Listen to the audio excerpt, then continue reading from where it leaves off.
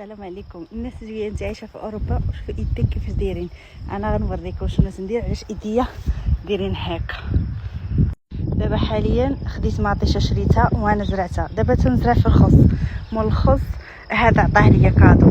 هنا زرعت هادشي شي كما تشوفوا الحيوانات. هنا كاينه البصله وكاينه الثومه وكاين بويروش. هنا راه هذا الحيوانات وحتى ناكلو حتى حنايا. هنا درت زريعه ديال الخبز ولكن ناضت ليا ما عرفتش واش قرعه واش دلاع ولا شي حاجه كما تشوفوا. لكن هنا هادشي اللي مدرق هنا راه مطيشه. وشريت حتى الدنجال. زرت هنا غير جوج وحيدات ديال الدنجال ولكن غنزرع لداخل ثاني الدنجال. باقي عندي ها هو كما تشوفوا.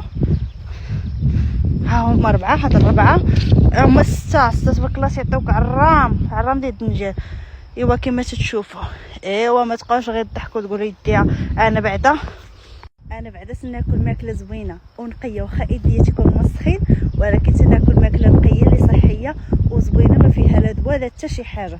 وعارفه راسي الزارعه وتيضرب لي الصيف كامل فما حتى شي حاجه. مثلا بغيت دلاعه تمشي ناخذها، بغيت سويهله تمشي ناخذها نتفاو ناكلها، بغيت مطيشه تنتفاو ناكلها، بغيت الخص، بغيت الربيع، بغيت الثومه، بغيت البصله، كل شيء قال لي طيح لكم في البال انا زارعه. ماشي غير انا زارعه حتى في بلاص اخرين اي حاجه طيح لكم في البال انا زارعها.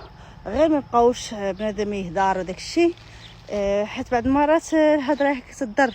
ايوا شوفي ايديك كيفاش دايرين. ولاتي دخل عندي حتى الانستغرام وبداو يهضروا في هاد الهضره هذه ما فهمتش. والله هذه من خلق صافي. يلا السلام عليكم.